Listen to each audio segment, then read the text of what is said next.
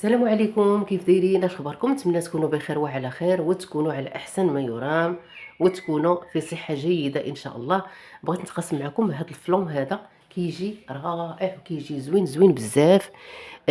وهذا الكيك هذا ديال البنان ومنسم بالقرفه، كيجي حتى هو خطير وكيجي حتى هو زوين بزاف. ما نطولش عليكم، غنخليكم مع المقادير والطريقه ان شاء الله. ودابا غادي نبداو بالمقادير ان شاء الله على بركه الله. غادي نحتاج هنا 150 غرام ديال الزبده بحراره الكوزينه، زبده حيوانيه بحراره الكوزينه. 270 غرام ديال طحين فورس خاص ديال الحلويات. عندي هنا واحد الساشي ديال الخميره ديال الحلوى من وزن 8 غرام. 150 غرام ديال السكر سنيده، وعندي 50 غرام ديال السكر الاشقر. ما بغيتوش تستعملوا السكر الاشقر غادي تستعملوا المجموع هنا في السكر العادي، السكر الابيض استعملوا 200 غرام. رشه ديال الملحه، نص معلقه صغيره ديال القرفه. عندي 3 ديال البنانات كيوزنوا 350 غرام. عندي هنا واحد دانون طبيعي بدون نكهه وبدون سكر، يعني طبيعي ل 100%. دابا غادي ندوزو للطريقه. هنا اول حاجه كناخذوا البنان، كنحيدوا القشره ديالو، كنقطعوه طريفات هكا، وكنبركوا عليه بالفرشيطه هكا حتى كنحصلوه على بنان بحال هذه سميتها صلصه ديال البنان. صافي هنايا من بعد ما معكت البنان مزيان حتى حصلت على بوري ديال البنان. هانتوما كتشوفوا معايا كنمعكوه مزيان. ونسيت ما ذكرتش معاكم البيض، سمحوا لي. هنا عندي 3 ديال البيضات بحراره ديال الكوزينه. القانون الطبيعي حتى هو يكون بحراره ديال الكوزينه، يعني حتى حاجه ما تكون بارده. صافي دابا غادي نحطو او نحتفظ به جانبا ونرجع معكم. صافي هنا الزبده كيف كتشوفوا معايا هنايا بحراره ديال الكوزينه. هنايا تبارك الله عليها، هانتوما راها رطبه، ما تكونش قاصحه. جبدوها، يعني جبدوها قبل ما تعرفوا راسكم غادي ديروا الكيك، جبدوها قبل وخليوها جانبا. غادي ندير هنا السكر الاشقر، كيعطي واحد المذاق زوين هاد الكيك هذا ديال البنان ومذاق ديال القرفه. غادي ندير البيض،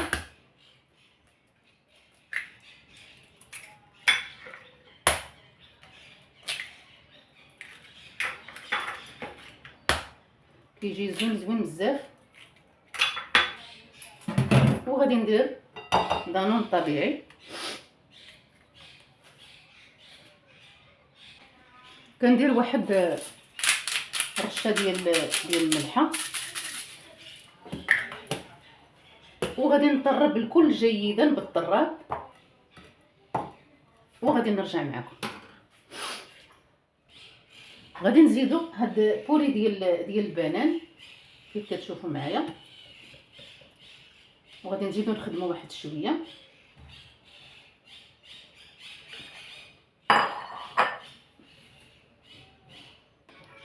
كيف كتشوفوا معايا من بعد ما طربت مزيان، بلاتي نوريكم نقرب لكم شويه.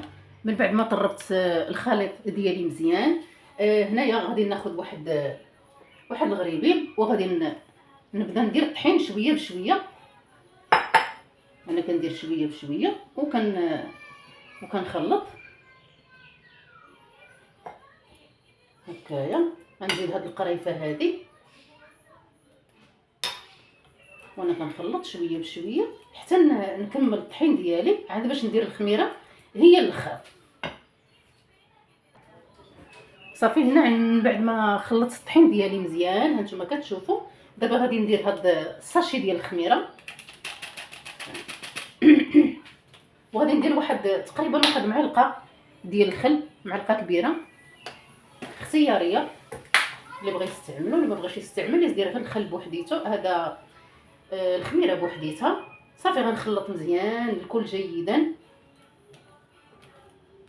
هانتوما كتشوفوا القوام هو هذا، خصو يجي على هكا، ما يجيش خفيف بزاف وما تجيش كاع ثقيله. هانتوما على هذا الشكل.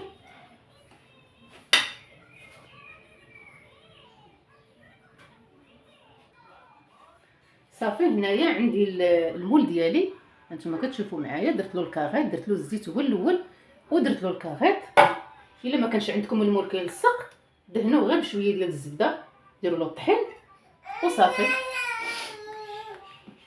دابا غنخوي الخليط، نهزو يدينا شويه الفوق على هذا الشكل هكا. هانتوما كتشوفوا كيفاش كيتخوى. دابا باش تشوفوا لا تيكستور كيفاش خصها تكون. عندي الفران مشعول على درجه الحراره 180. غادي ندخل الكيك ديالي يطيب لمده 55 حتى لساعه ديال المكانه. هكايا صافي. غادي نخوي مزيان، نقادو، نضربو واحد الضريبات باش يتفرق الكيك هذا الكيك كامل في المول.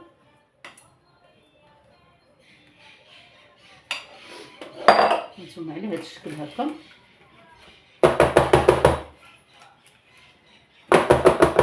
صافي غادي ندخلو الفران حتى يطيب ونرجع معكم. ودابا غادي ندوز باش نذكر معكم المقادير ديال الفلان. غادي نحتاج هنا عندي نص لتر ديال الحليب بارد، عندي هنايا واحد 3 ديال القشرات ديال الحامض، وعندي هنايا واحد العويد ديال القرفه. غادي ناخذوا طريقه، غناخذوا الحليب. هنا عندي واحد الكاسروله، غناخذوا الحليب، غناخذوا هاد العويد ديال القرفه نديروه معاها، وغادي ناخذوا هنايا واحد 3 ديال القشيرات. ما نوصلوش للموس لهذاك البيض ديال الحامض. نحاولوا يعني نحيدوا ديك القشره غير من الفوق. هانتوما ماشي بزاف، هانتوما كنديروا هذه، هانتوما غير من الفوق. صافي غنحتاج هنا 3 ديال القشيرات.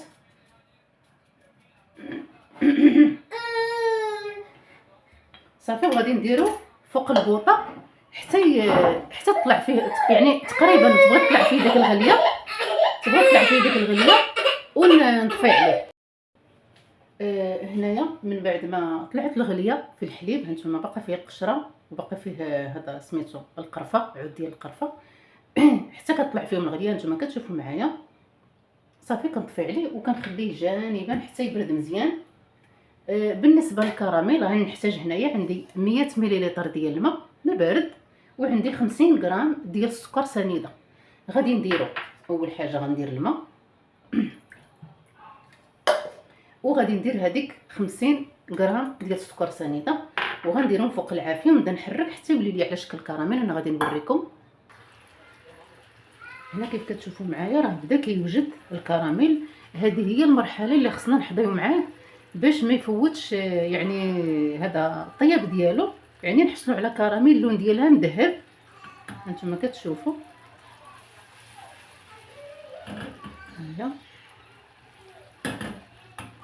هنايا خصنا نحضروا معاه مزيان.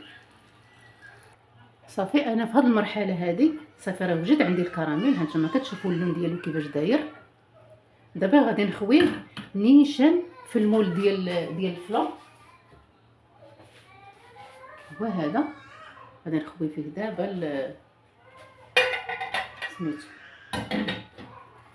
غنخوي فيه الكراميل بهذا الشكل. صافي وغادي نمشي هكا على هذا الشكل، نفرقو كاع في الجوانب. غنهبطو بواحد لاصباتي بهذا الشكل هذا. وحدي راسكم باش ما تحرقوش ولا تحرقوا وليداتكم.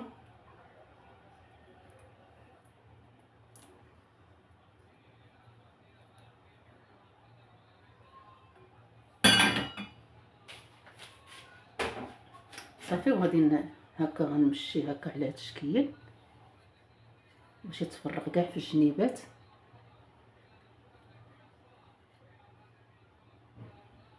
صافي وغنخليه حتى يشد راسو بهذا الشكل. خليه حتى يشد راسو عاد باش نكمل معكم المراحل.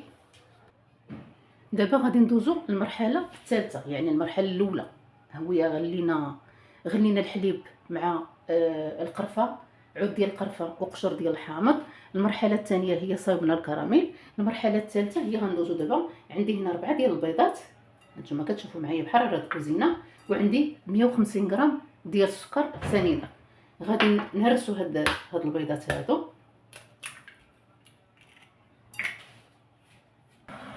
غادي نزيدوا هاد 150 غرام ديال السكر سنيده، وغادي نخلطو مزيان هكا. ما غنحتاجوش الدراب الكهربائي، غنحتاجو غير هاد الفوي هذا.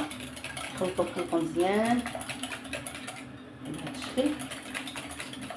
وغادي نتسناو على الحليب حتى يدفى شي شويه عاد باش نخويوه. ما نخويوش سخون، الا خويناه سخون غادي تقطع لينا الحليب، او غادي نطيبو غادي يطيب لينا الحليب. من الاحسن نتسناو عليه حتى يبرد شويه عاد باش نزيدو على البيض شويه بشويه. من بعد ما خلطت مزيان هاد البيض حتى حسيت بان السكر ما بقاش حرش، عندي هنا الحليب غنبقى نزيد شويه بشويه. الحليب راه عندي دافي دابا، شويه بشويه غنبدا نخوي شويه بشويه حتى نكمل هاد الحليب. هنا عندي واحد جوج ديال البنانات غادي نقطعهم دواور باش غادي نزين بهم القاع ديال هاد المول ديال الفلون. كناخذوا المول ونبدا نحطو فيه هكا البنان، وحده ناعسه على وحده على هاد الشكل هكا. تشوفوا معايا البنان، القياس ديال البنان على حسب الحجم ديال المول ديال الفلون. انا عندي هذا هكا، واش يهز ليا اقل ولا يهز ليا اكثر، المهم على حسب. صافي غادي نديكوري هكا. هنا من بعد ما ديكوريت بالبنان، هذا الفلون هذا باش زوين. الا كان عندكم مثلا الكيك، اي كيك بقى لكم بدا كينشف، يمكن لكم تستعملوا هذا الفلون هذا. هذاك الشيء علاش دابا هنايا عندي هنايا واحد سميتو واحد المادلينات بحال هادو، انا شريتهم ما صايبتهمش غير باش كنوريكم. زعما الا صايبتوا مادلين وبقى لكم ولا كيك وبقى لكم ولا شحال نقولوا بسكوي حتى هو شاط لكم بقى كيدور، ديروا هذا الفلون هذا راه زوين كيحمق، تيجي غزال غزال غزال، خطير بزاف. المهم انا غادي ناخذ هذا الكيك هذا كيف كتشوفوا معايا، وغنقطعو هكا تقطاع عشوائي كيف كتشوفوا معايا.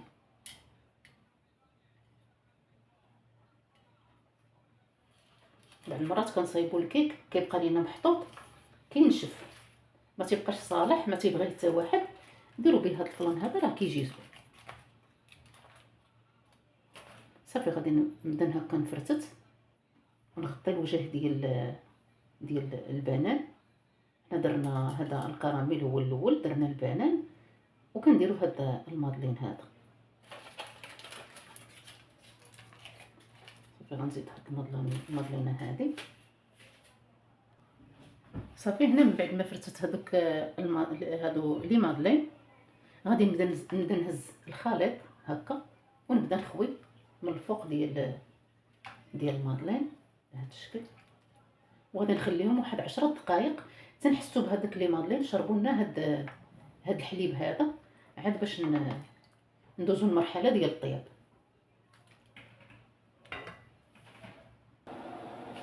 هنا كيف كتشوفوا معايا خديت واحد الطبسيل ديال الفران او لاطه تكون طالعه من الجناب، كندير فيها هاد المول ديال الفلان، وعندي هنا الماء سخون غادي نخويه هنايا في الجناب كتشوفوا معايا هكايا. كنعمرو عليه مزيان. صافي كندخلوه الفران اللي عندي على درجه الحراره، درتو على درجه الحراره 180. غادي نخليه تقريبا واحد الساعه ديال المكانه وغادي نرجع معكم. وهذا هو الشكل النهائي ديال الكيك ديال البنان مذاق ديال القرفه والفلون. كيجيو زوينين بزاف. نتمنى تجربوا هاد لاكوسيط هادو، بصراحه كيجيو رائعين. غادي نقطع الكيك باش تشوفوا كيفاش كيجي. هانتوما كيجي اكثر من رائع، كيجي زوين بزاف. هانتوما درت له الشكلاط ودرت البنان ودرت الكركاع. نتوما تستعملوا اي نوع من انواع الفواكه المجففه اللي كتواجد عندكم مثلا في الدار، ديروها ولا خليوه سامبل. المهم داكشي كيبقى لكم نتومايا. وهذا هو الفلون، غادي نقطع لكم باش تشوفوا كيفاش كيجي حتى هويا. حتى هو كيجي زوين بزاف.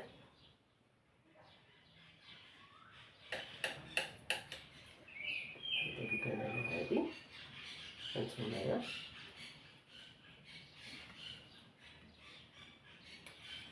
هانتوما كيفاش كيجي الفلون، كيجي زوين زوين بزاف، كيجي رائع، كيجي فيه واحد المذاق ما غنقول لكمش. جربوا هاد الوصفات هذه. ما تنساوش الا عجبتكم هاد الوصفه هذه الا عجباتكم خليو لي لايك. شكرا على الدعم ديالكم وعلى تشجيعاتكم، وشكرا على لي كومونتير الزوينين اللي كتخليو ليا. كنشكركم بزاف بزاف بزاف، والى فيديو جديد ان شاء الله، والسلام عليكم.